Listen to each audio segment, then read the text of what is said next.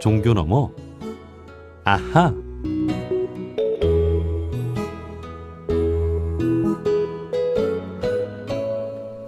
매주 월요일 코너입니다. 종교 넘어 아하. 종교의 우를 넘어 이웃 종교와 화합하고 협력하는 분들을 초대해서 이야기 나눠보는 시간인데요. 지금 우리나라의 출산율은 심각한 상황이지요. 지난해 한국의 출산율은 0.78명, 서울은 0.59명으로 더 심각한데요. 이대로 가면 지방 소멸을 시작으로 국가 소멸까지 우려되는 상황입니다. 이에 지난해 대한민국의 인구위기 극복을 위해 종교인들을 중심으로 저출생대책 국민운동 본부가 출범했는데요. 지난 11일 출범 1주년을 맞아 원불교, 개신교, 불교 등 종교인들이 저출생 문제 위기 극복을 위한 토론회를 진행했습니다. 오늘은 이 자리에 함께한 행복한 가족 이사장 원불교 권도갑 교무님과 자세한 이야기 나눠보겠습니다. 교무님 안녕하세요. 네, 반갑습니다. 네, 반갑습니다. 네. 자, 지금 한국의 출산율 참 심각한 상황인데요. 지난해 네. 종교인들이 중심이 돼서 저출생 대책 국민운동 본부가 출범을 했죠. 좀 소개를 좀 부탁드립니다. 네, 작년 8월에 기독교에서 중심이 되어서 서울 광화문 프레스센터에서 행복한 출생, 든든한 미래라는 슬로건을 내걸고 저출생 대책 국민운동본부가 출범식을 했습니다. 여기에 원불교에서는 저와 불교에서는 마가 스님이 자문위원으로 위촉되어서 참여했죠. 그 당시 저와 마가 스님은 이 저출생 대책 국민운동본부가 중심적으로 수행하는 지역 아동 돌봄 운동을 기독교만이 아니라 불교, 천주교, 원불교가 하나가 되어서 전 국민운동으로 펼쳐나갈 것을 건의했습니다. 네. 자, 출범한 지 벌써 1년이 넘었군요. 1년 지난 11일에 저출생대책 국민운동본부 출범 1주년 기념식이 있었는데요. 이날 정부 관계자, 또 국회의원, 또 종교계 인사들이 많이 오셨더라고요. 네, 그만큼 국가적인 위기 상황이라고 볼 수 있을까요? 네, 대단하죠. 지금 이 저출생대책 국민운동본부가 이름이 이래서 출대본이라고 줄여서 부릅니다. 네. 이 출대본 본부장인 감경철 기독교 TV 회장과 많은 기독교 지도급 목사님들이 오셔서 함께 하셨고, 국회에서 김진표 국회의장의 축사가 있었고요. 대통령실에서는 국가저출산 고령사회위원회 김영미 부위원장과 또 국회의원은 이채익 김혜재 국회의원이 축사를 해주었습니다. 네. 네. 그만큼 이 저출산 많이 오셨죠. 극복을 위해서 정부, 국회, 종교계가 다 함께 협력을 해야 된다라는 의미가 있는 것 같습니다. 네. 지금 저출산 문제가 얼마나 심각한 거예요? 대단히 심각합니다. 얼마 전에 그 뉴스에서 캘리포니아 대학교 법대 명예교수인 조앤 윌리엄스라는 분이 한국의 출산율을 전해 듣고 머리에 양손을 부에 잡으면서 한국이 완전히 망했네요 라고 말했습니다. 2022년 한국의 합계 출산율이 0.78입니다. 그런데 올해는 0.70으로 떨어졌다고 합니다. 예.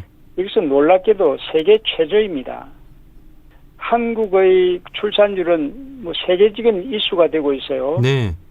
테슬라 최고 경영자인 머스크는 한국이 홍콩과 함께 세계에서 가장 빠른 인구 붕괴를 겪고 있다고 경고했습니다. 이대로 가면 한국 인구는 3세대 안에, 다시 말하면 우리의 자녀 그리고 손자, 정손자 시대에는 현재 6% 미만, 우리나라 인구가 330만 명으로 떨어질 것이라고 했습니다. 예. 놀라운 소식이죠. 인구학자 옥스퍼드대 콜먼 교수는 2006년 유엔 인구 포럼에서 한국의 저출산 현상이 이렇게 계속되면 인구 소멸 국가 1호가 될 것이라고 분석했습니다.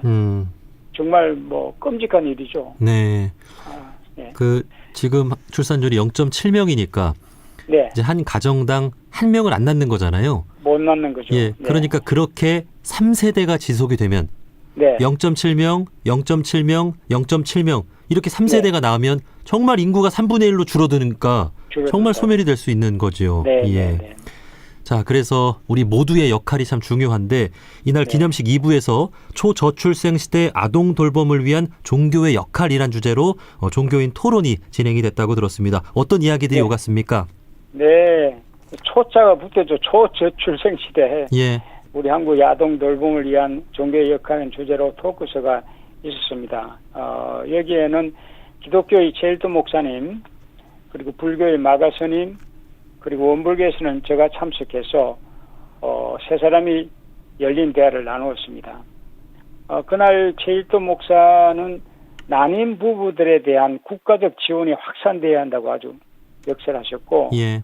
또한 기독교 각 교단은 목사 후보생들에게도 성경에 생육하고 번성하라는 성경 말씀을 적극 실천할 수 있도록 독려해야 한다고 이야기했습니다.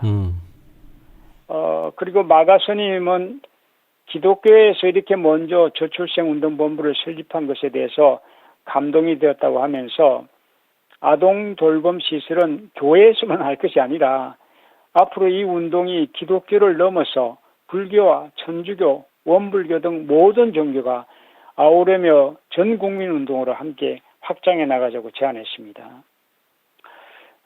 저는 이 저출산 문제의 근본적인 해법으로 옛 선인들이 고사성어에 가화만사성이라는 말이 있죠. 네. 집안이 화목하면 모든 일이 잘 된다는 것을 의미하는 것인데 가정에서 먼저 부부 화합을 강조했습니다. 해야 한다. 예. 현대인들은 생존 경쟁에 뛰어들어서 출세와 성공을 중요시하고 가정의 문제는 그냥 돌보지 않고 있다는 겁니다. 그래서 결혼과 출산의 때를 놓치고 있다. 부부가 화합하는 것이 가장 근본적인 돌봄이며 가정을 살리는 일이고 국가사회를 발전시키는 빠른 길임을 역설했습니다. 네. 그리고 저희 원불교는 2019년에 여성교육자의 결혼을 금지하는 독신서양을 공식적으로 폐지했다는 이야기도 했습니다. 예.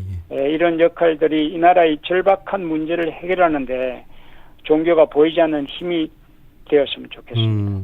그러니까 종교가 공통적으로 강조하는 부분이 이렇게 행복한 가정을 이루고 네네. 또 화목한 부부 네, 생활을 강조하는 것, 예, 공통적인 것 같습니다. 예, 그것이 그렇게만 근본이 되면, 돼야 된다. 예, 그렇게만 되면 정말 행복한 가정 그리고 자녀도 이렇게 낳게 네. 될 텐데 요즘 세대를 보면 결혼도 안 하려고 하고 출산도 안 합니다. 우리 청년들이. 그렇습니다. 예, 교무님께서는 그 원인을 좀 무엇이라고 보십니까?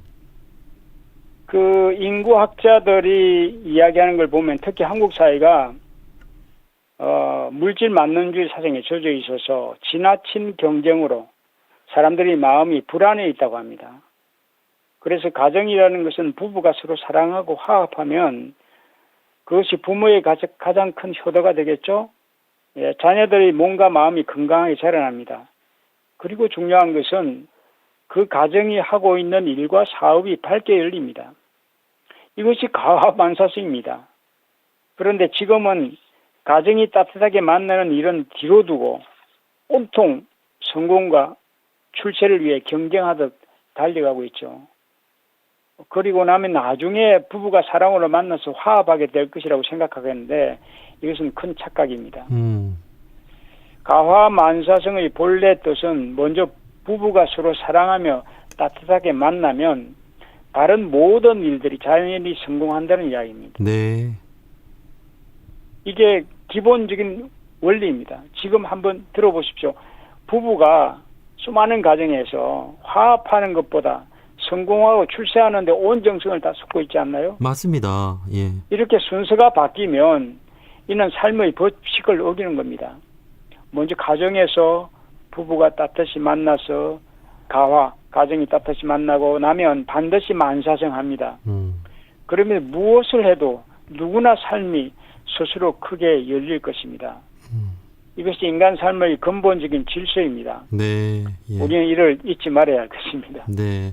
정말 요즘 우리 젊은 세대들 보면 앞뒤가 바뀐 것 같습니다. 바뀌었습니다. 네. 네. 이렇게 서로 사랑하면서 가정을 이루고 그다음에 이제 화합하는 가운데 이제 돈이 있는 것인데 풀어가야 되는데. 예. 돈을 먼저 벌고 성공하고 그다음에 좋은 사람 만나겠다. 예. 어떤 그런 기준이 있다 보니까 착각이죠. 그렇습니다. 착각입니다. 예. 자, 아무래도 이러한 부분에는 이제 돈이 넉넉해야 자녀도 키울 수 있지 않냐 하는 걱정이 좀 담겨 있는 것 같아요. 그것 때문에 그렇죠. 예, 사실은. 예. 그러다 보니까 이날 우리 종교 시설들이 아동 돌봄을 할 수 있도록 동참해달라는 이야기가 나왔다고 하는데요. 이게 구체적으로 네, 어떤 네. 이야기입니까? 초저출생으로 인한 인구 위기 극복을 위해서 출대본이 출범한 지 지금 1년이 지났죠. 그 사이에 합계 출산율이 0.7명으로 떨어지고 인구 소멸의 위기가 더욱 빠르게 다가오고 있습니다. 정말 위기죠. 때문에 종교와 시민, 사회, 교육, 단체 모두가 막중한 책임을 깨닫고 한마음으로 나서주기를 바랬습니다. 특히 종교계의 역할이 중요하다는 것에 크게 공감했습니다. 이런 심각한 인구 절벽 위기를 극복하기 위해서 전문 리서치를 통해서 영유아 돌봄이 결정적으로 중요하다는 것을 확인했답니다. 그래서 출대부는 그동안 심포지엄과 세미나를 지속적으로 개최하면서 영유아 돌봄 공백을 해소하는데 종교시설을 활용하는 것이 큰 효과가 있을 것이라는 확신을 갖게 되었다고 합니다.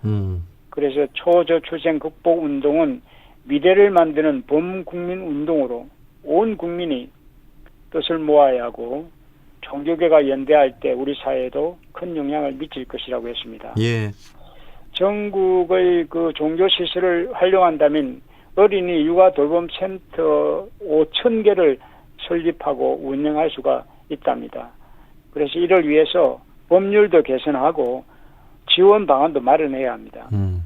현행 종교시설은 관련 법에 의해서 아동 돌봄 시설을 운영할 수 없다고 되어 있답니다. 어허. 그래서 이제 주일에는 예배나 법회를 보죠. 주중에는 아동 돌봄 센터 역할이 가능하도록 입법이 시급하다는 겁니다. 네. 예, 그래서 이를 위한 입법 청원을 진행해서 현재 28만 명이 서명했고 100만 명 서명을 목표로 모든 종교계가 힘을 모아주기를 요청했습니다. 그날 행사를 마치면서 참석한 모두 이 서명운동에 저희도 다 동참했습니다. 예. 네. 요즘 부부들은 대부분 다 일을 하니까 이제 아동 돌봄을 안심하고 할 수 있는 그런 상황이 아니잖아요. 예. 그렇습니다. 그런 상황에서 우리 믿을 수 있는 종교 시설들에서 아동 돌봄을 해준다면 참 든든할 것 같습니다. 아, 예. 그렇죠. 예. 그리고 우리 원불교 교당 일부에서는 그 어린이집이나 유치원을 운영하는 곳이 있지 않습니까?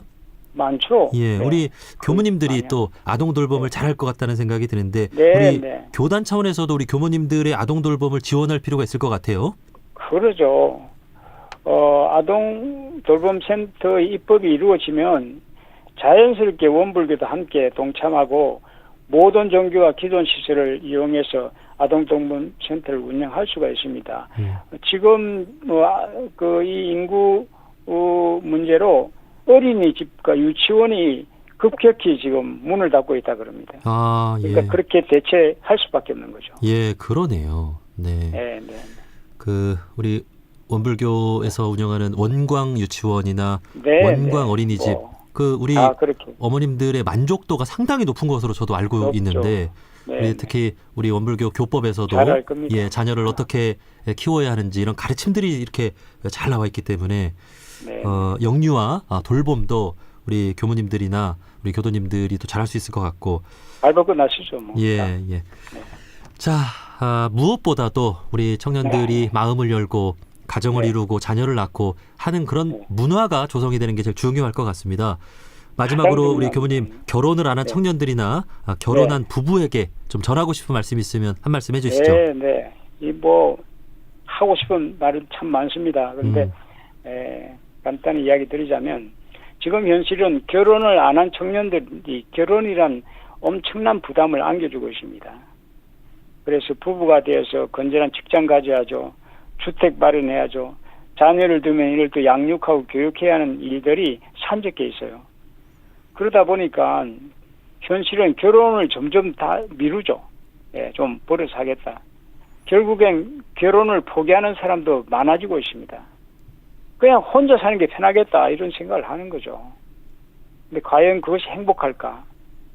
이 결혼은 안 한 청년들에게 결혼은 새로운 삶을 꽃피우는 성스러운 가족이라는 것을 꼭 말하고 싶습니다. 네.